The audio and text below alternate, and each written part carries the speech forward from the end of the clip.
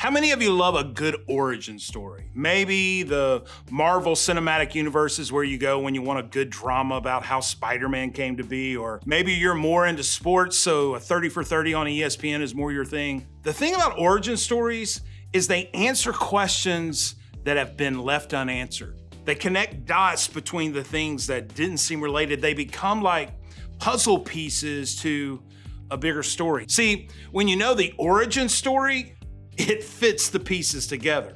For the past couple of weeks, we've been talking about some of the questions that cause us to wonder, specifically how God and science relate to one another and how to still live with a sense of wonder and curiosity as we try to make sense of the world around us. As we wrap up this series, let's talk about Jenga. And to talk about Jenga, the thing about stories is that some parts are more important than others. I had a friend who just got started on the Marvel Cinematic Universe and began with Spider-Man. The first movie she watched announced Iron Man had died. She was totally lost. Was this some kind of joke? She wondered if she had started the movie in the middle and didn't realize it. And this part of the story was crucial to the whole thing. It's foundational. Now, there are other parts that weren't. Her missing out on some details surrounding a small side story didn't matter as much, but Iron Man dying, that's important. So what does this have to do with blocks? When you build a tower like this, there are certain parts that matter more to the structure than others. These pieces at the top, watch, I can take these off, not a big deal. These pieces in the middle, it's a little more hard to maneuver, but you can make them move, but you gotta be a lot more careful. But the bottom pieces, those are trickier. Why? Because they make up the foundation of the whole structure. And when you're building something, it's important to make sure what goes on the bottom is strong enough to hold everything else up, and that the necessary pieces are in place. In the same way, when it comes to our understanding of the world around us and when it comes to our faith, we want to make sure it's all built on something solid. We want to make sure the most important parts of the story are where they belong, so that when there are parts we encounter that might confuse us or not make a lot of sense, we can be sure we have a foundation for the tower and the story that holds, a foundation that makes sense, a foundation that we can build our faith on. The question we need to ask ourselves as we come to the end of this series is this: what foundation are you building your faith on? What holds up your faith? I think for a lot of us, it's a couple of things. Bible stories for sure. Here's what I mean by that. Our faith matters because the Bible tells us it should. We believe in Jesus because we trust what the Bible says about him. Maybe we're inspired by stories like David and Goliath or Noah and his ark. Maybe we've heard these stories for as long as we can remember, so we just assume we should believe them. For some of us, Bible stories make up the bottom layer of our tower. For others of us, if we're really honest, we'd admit we're here because it's just what other people expect us to do, which isn't necessarily a bad thing. You may still be debating what you believe, but you know it's important to your mom or stepdad that you show up, so you show up for them. You've built your faith on the fact that other people say it's important, and it's not worth creating conflict by leaving your faith when you care so deeply about what they think. And for others of us, maybe the foundation of your faith was some sort of tragedy or trauma in your life where you felt like you needed God and it helped you through a really difficult time. But you've gotten through it, and now the more you think about it, the more you wonder if maybe faith was something that worked for a time, but doesn't make a whole lot of sense for you anymore. Maybe you feel like you've outgrown it. So for a lot of you, you go through high school with a faith either built on the stories in the Bible or traditions passed down by your family or circumstances that you've been through. And maybe that's worked for a long time. But here's the problem. What happens when that layer just doesn't hold up anymore? What happens when science bumps up against the stories we read in the Bible or the faith that's been passed down to us from other people? What happens when that bottom layer doesn't intersect with real life problems?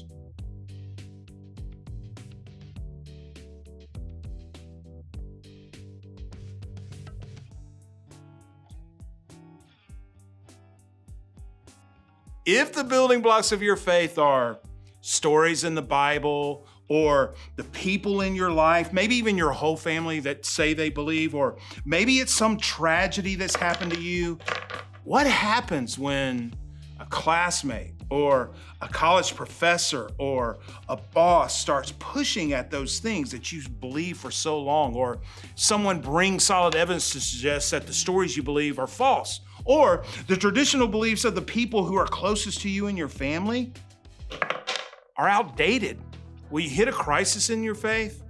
Will the entire thing crumble? I think the odds are that it's possible. I think this is why 50% to 80% of students walk away from faith after high school, because their bottom row of blocks wasn't strong enough to handle what life threw at them. And if someone can disprove your foundation, all the faith you've built can come crashing down. But here's the good news. It doesn't have to be this way. Science isn't the enemy, even though it sometimes asks questions our faith doesn't have answers for. That's okay. We can build our faith on a foundation that will stand up to any argument or evidence that science presents. Even better, we can take what science says and not see it as a threat to the building blocks of our faith. We can build our faith on a foundation that has stood for 2,000 years and was actually intended to be the foundation of every Christian's faith from the beginning.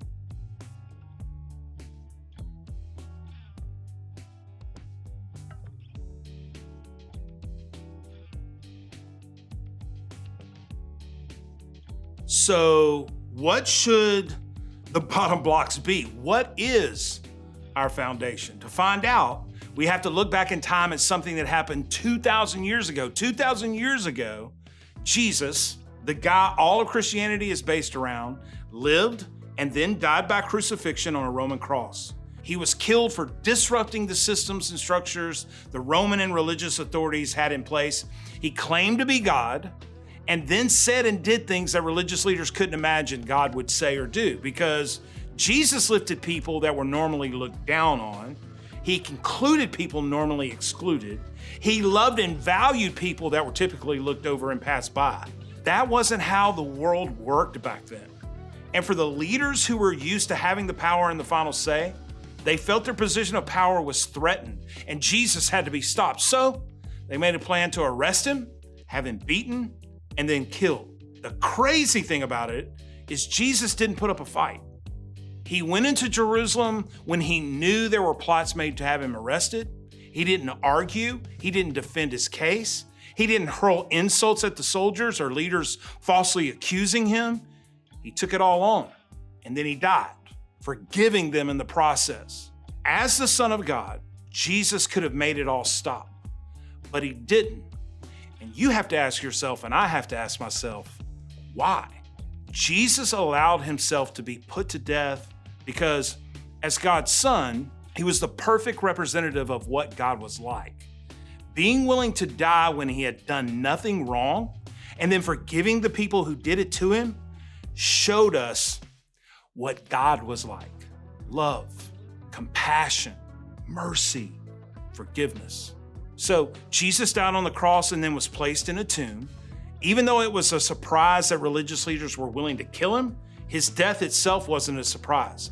Every religious and political leader died eventually, but Jesus' story was different, which is what makes Christianity different.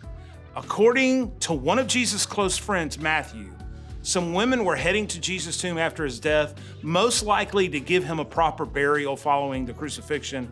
And Matthew tells us what happens next. Matthew says, there was a violent earthquake, for an angel of the Lord came down from heaven and going to the tomb, rolled back the stone and sat on it. His appearance was like lightning and his clothes were white as snow. The guards were so afraid of him that they shook and became like dead men. The angel said to the women, do not be afraid, for I know that you're looking for Jesus who was crucified. He is not here. He has risen, just as he said. Come, see the place where he lay. Maybe you've gotten used to this story because you've heard it so much growing up, especially every Easter, but try to imagine what it must have felt like for the women who were at the tomb. They had an angel show up and tell them that what happened with every dead person wasn't true with Jesus. He didn't stay dead. He resurrected. You don't have to be a scientific genius to know that things like this aren't supposed to happen, but it did. And since this event 2,000 years ago, the Christian faith has been built on the foundation of the resurrection.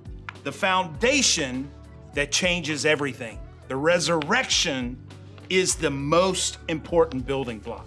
One of the most famous Christians of all time, Paul, said this in his letter to the Corinthians. He said, "And if Christ has not been raised, our preaching is useless, and so is your faith." In other words, without the resurrection, everything we believe is pointless.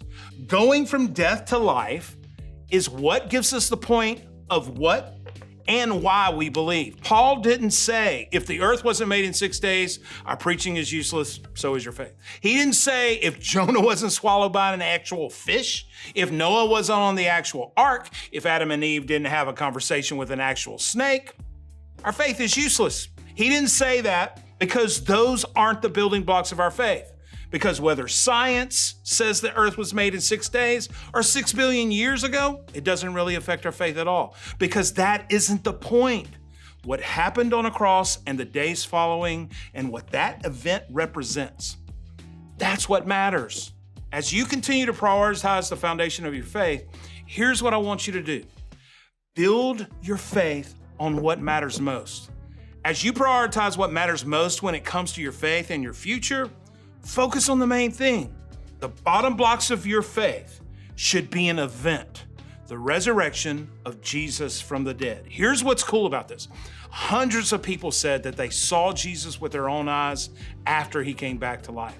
There are multiple accounts of people who wrote about what they saw later. Jesus' closest friends and even his brother James were tortured, and many of them killed, because they refused to deny that they saw the risen Jesus.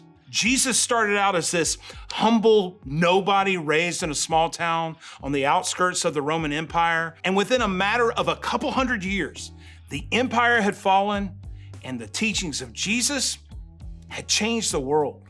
Even people who don't believe Jesus is the Son of God are living in a world he changed. Because of Jesus, people started seeing the value of individual lives and not just people in power. Because of Jesus, the idea that there could be a good God who made a good world didn't seem like such a strange thought. Because of Jesus, history changed direction.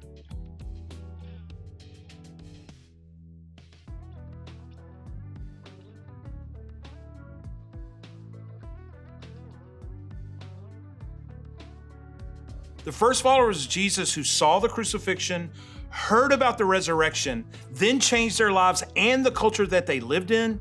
As a result, they understood something. The resurrection was a real event that changed the world and the way we see the world. It's a building block that, when made into a foundation, changes everything.